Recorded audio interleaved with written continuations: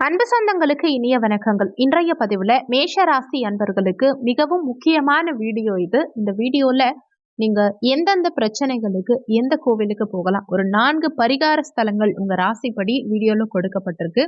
எந்த பிரச்சனைக்கு எந்த கோவிலுக்கு போனா சரியாகும், கோவிலுக்கு போக முடியாதவங்க என்ன மாதிரி விஷயங்கள் பண்ணலாம், இது மாதிரி ரொம்பவும் முக்கியமான பதிவு இது. நிறைய தகவல்கள் வீடியோல கொடுக்கப்பட்டிருக்கு. கொஞ்சம் கூட வீடியோவை ஸ்கிப் பண்ணாம முழுமையா பார்க்க முயற்சி செய்யுங்க. வாங்க வீடியோக்குள்ள போலாம்.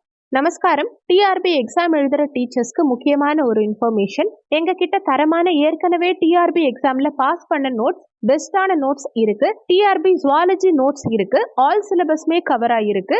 எல்லா சிலபஸ்க்கும் வித் கொஸ்டின் பேங்கோட எங்க கிட்ட நோட்ஸ் இருக்கு.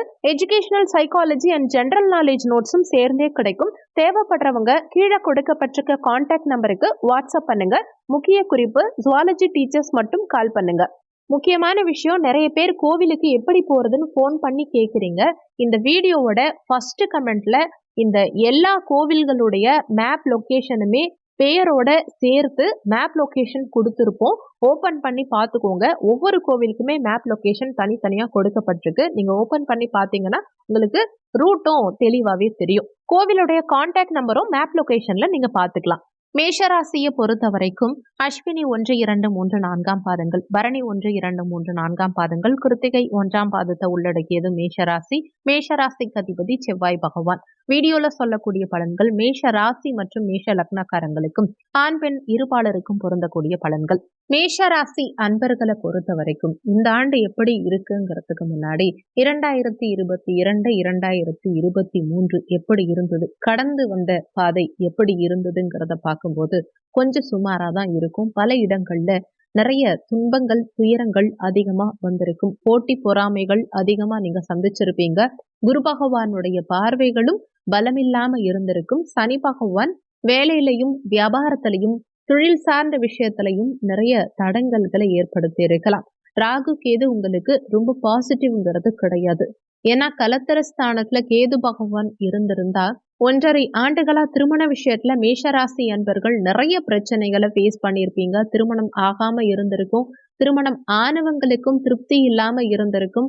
கணவன் மனைவி பிரிஞ்சு வாழலாங்கிற எண்ணம் கூட வந்திருக்கும். இன்னும் சில பேருக்கு தவறான சில பிரச்சனைகள் உருவாகி இருக்கும். மேஷராசி ஆணா இருக்கட்டும் பெண்ணா இருக்கட்டும், படிப்புங்கிறது ரொம்ப முக்கியமான விஷயம். வேலை வாய்ப்புங்கிறதும் ரொம்ப முக்கியமான விஷயம். உங்க வளர்ச்சிங்கிறதும் முக்கியமான விஷயம். இந்த 3ஐயும் முதல்ல எடுத்துக்கலாம். படிப்பு, வேலை வாய்ப்பு, வளர்ச்சி. படிப்பை பொறுத்த வரைக்கும் உயர்கல்வியா இருந்தாலும் சரி, தொடக்க கல்வியா இருந்தாலும் சரி, இந்த காலகட்டங்கள்ல படிப்புடைய அளவுங்கிறது கம்மியா இருக்கும். நீங்க எதிர்பார்த்ததை விட சற்று சுமாரா இருந்திருக்குங்கிறது தான் உண்மை. இந்த மேஷராசி அன்பர்கள் அஸ்வினி, பரணி, கிருத்திகை இந்த 3 நட்சத்திரக்காரங்களுமே சரி, இந்த ஒரு கோவிலுக்கு நீங்க போயிட்டு வந்தீங்கன்னா உங்க படிப்பு நல்லா இருக்கும். உங்க வேலை வாய்ப்பு சிறப்பா இருக்கும். நீங்க படிச்ச படிப்புக்கு ஆப்போசிட்டா சம்பந்தமே இல்லாம ஒரு வேலை பார்த்துட்டு இருப்பீங்க. அந்த வேலை பார்க்குற இடத்துல ஒரு நிம்மதி இருக்காது. ஏன்னா உங்களுடைய சம்பளம்ங்கிறதும் உங்களுடைய உழைப்புக்கும் சம்பளத்துக்கும் சம்பந்தமே இல்லாத மாதிரி ஒரு கம்மியான சம்பளம் வாங்குற அமைப்பு. அதே மாதிரி பொருளாதாரத்திலையும் ரொம்ப கஷ்டப்படுற அமைப்பு, வளர்ச்சியே இல்லாத அமைப்பு. சம்பளத்தை கையில வாங்குறதுக்குள்ள போதும் போதுங்கிற அளவுக்கு ஆயிடும்.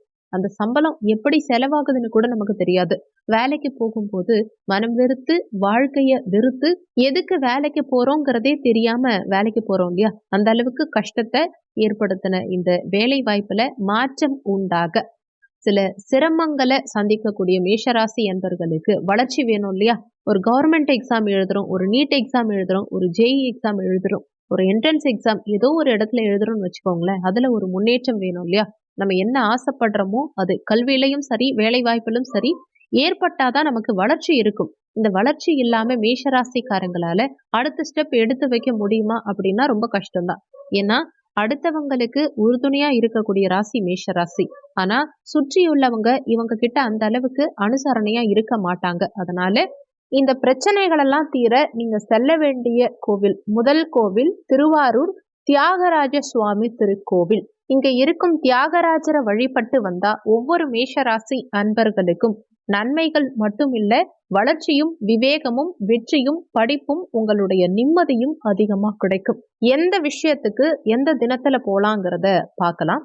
முதல்ல படிப்பு. குழந்தைகளுக்கு படிப்புன்னா படிப்பு ஸ்தானம், கல்வி ஸ்தானம் 4ஆம் இடம். அந்த 4ஆம் இடத்து அதிபதி சந்திர பகவான். அப்போ சந்திரனுக்குரிய நேரம் இரவு நேரத்துல படிப்பு நல்லா வரணும் மேஷராசிக்காரங்கன்னு நினைச்சீங்கன்னா, இரவு நேரத்துல தியாகராஜர் சுவாமி, திருவாரூர் தியாகராஜ சுவாமி கோவில்ல தியாகராஜரை வழிபாடு செய்யும் போது படிப்பு நல்லா வரும். தொழில் வளர்ச்சி இருக்கணும், வேலையில நல்ல முன்னேற்றம் இருக்கணும்னு நினைச்சீங்கன்னா எப்போ போலான்னு பாத்தீங்கன்னா, தொழில் ஸ்தானம்ங்கிறது 10ஆம் இடம், மகர வீடு. அந்த வீட்டுக்கு அதிபதி சனி பகவான். சனிக்கிழமை தினங்கள்ல நீங்க தியாகராஜரை வணங்குறது விசேஷம். அல்லது நார்மல் டேஸ்ல நீங்க இந்த கோவிலுக்கு போக போறீங்க அப்படின்னா, நார்மல் டேஸ்ல சனி ஹோரை நேரத்துல சுவாமி தரிசனம் பண்ணுங்க. இப்படி செய்யும் போது நல்ல உத்தியோகம், நல்ல வேலை, கை நிறைய சம்பளம் நிச்சயமா உங்களுக்கு கிடைக்கும். அடுத்து நாம போகக்கூடிய கோவில், 2வது கோவில், திருமண வாழ்க்கை நல்லபடியா இருக்கணும். திருமண வாழ்க்கையில பிரச்சனைகள் இருக்கக்கூடாது. வாழ்க்கையில சிறு சிறு கஷ்டங்களையும் சிறு சிறு பிரச்சனைகளையும் தாங்கிக்கிட்டு மன அழுத்தத்தோடையே வேலைக்கு செல்லக்கூடிய ஒவ்வொரு மேஷராசி அன்பர்களுக்கும் வாழ்க்கையில சில சிரமங்கள் அதிகம் ஏற்பட்டிருக்கும். சொல்ல முடியாத சில உடல் சம்பந்தப்பட்ட பிரச்சனைகள், வேற இடத்துக்கு கூட போயிடலாமா, வீட்டை விட்டு கூட வெளியில போயிடலாமா அப்படிங்கிற மாதிரி சுற்றி உள்ளவங்க மேலையும் நம்பிக்கை இழந்த நிலையில சிலர் இருப்பீங்க மேஷராசி அன்பர்கள். உங்களுக்கு 3ஆம் இடம் புத்திக்காரகனுடைய வீடு, புதன் பகவானுடைய வீடு. உங்க புத்தியே சில நேரத்துல உங்களை தோற்கடிக்கும். நம்பியவங்களே உங்களை சில நேரங்கள்ல ஏமாற்றுவாங்க. நம்பிக்கைக்குண்டான மரியாதை குறைஞ்சிருக்கும்.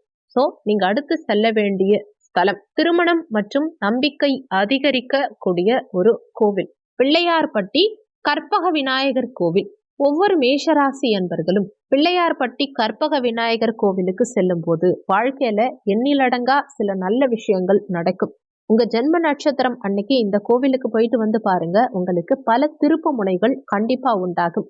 அதுலயும் முக்கியமா உங்களுடைய திருமண வாழ்க்கையில ஏற்பட்ட மனக்கசப்புகள், வெறுப்புகள், பிரச்சனைகள், அதாவது எதிர்மறையான சில விஷயங்கள் எல்லாமே உங்களுக்கு பாசிட்டிவா மாற ஆரம்பிக்கும்.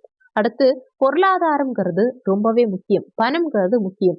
சிலருக்கு கொடுத்த பணம் வராம இருக்கும், நமக்கு வரவேண்டிய பணமும் வராம இருக்கும். அதே மாதிரி நம்ம ஒருத்தவங்க கிட்ட பணம் வாங்கிட்டு கொடுக்க முடியாமலும் கஷ்டப்படுவோம். வேலை, ஒரு கடை வச்சு இல்ல ஒரு பிசினஸ் ஸ்டார்ட் பண்ணி அதுல ஒரு டெவலப்மெண்ட் இல்லை அப்படிங்கிறதுக்கு ஒரு ரிலீஃப் எப்படி கிடைக்கும், இதுல முன்னேற்றம் எப்படி கிடைக்கணும் அப்படின்னா, ஒவ்வொரு மேஷராசி அன்பர்களுக்கும் வாழ்க்கையில ஒரு நல்ல ஒரு வேலை, நல்ல மாற்றம், நல்ல பணவரவு, நல்ல கடனை அடைக்கக்கூடிய அமைப்பு, இதையெல்லாம் சரி செய்யறதுக்கு எங்க போலான்னா திருவிடை மருதூரில் இருக்கக்கூடிய மகாலிங்கேஸ்வரர் கோவில்.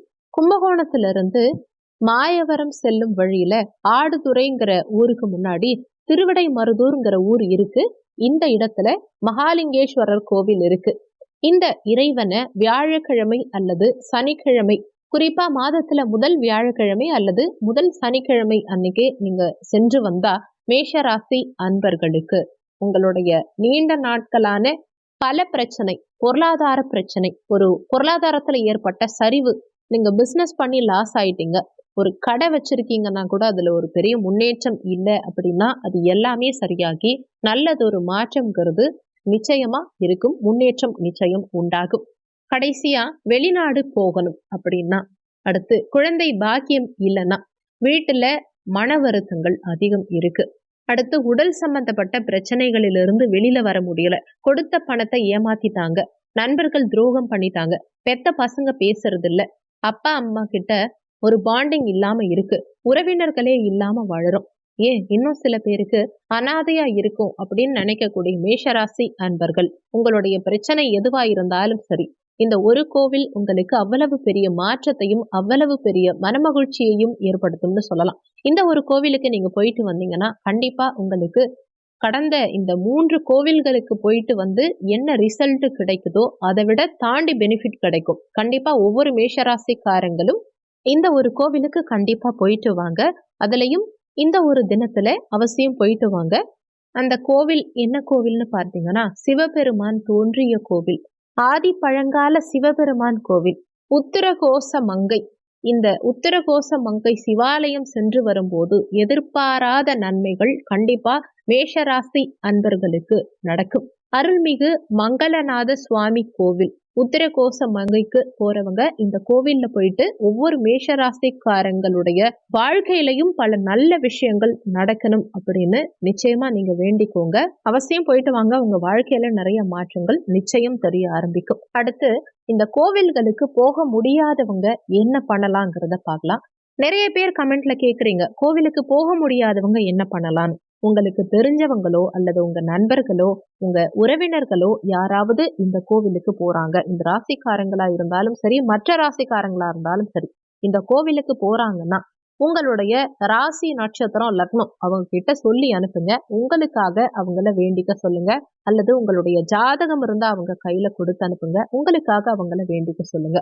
ஏன்னா நமக்காக நம்மளே வேண்டதை விட நமக்காக மத்தவங்க வேண்டும் போது அந்த பலன்கிறது உங்களுக்கு நிச்சயம் கிடைக்கும். இந்த கோவில்களுக்கு போயிட்டு உங்க வாழ்க்கையில இந்த கோவிலுக்கு போயிட்டு வந்ததுக்கு அப்புறமா என்ன மாதிரியான மாற்றங்கள் எல்லாம் நடந்ததுங்கிறத கண்டிப்பா சொல்லுங்க. கமெண்ட்ல சொன்னீங்கன்னா அதை படிச்சுட்டு மத்தவங்களும் கோயிலுக்கு போயிட்டு வருவாங்க. அந்த புண்ணியம் உங்களுக்கும் கிடைக்கும். இந்த வீடியோல உங்களுக்கு ஏதாவது சந்தேகம் இருந்தா கீழே இருக்க கமெண்ட் செக்ஷன்ல சொல்லுங்க. நன்றி. மற்றும் ஒரு நல்ல பதிவோடு மீண்டும் உங்களை சந்திக்கிறோம்.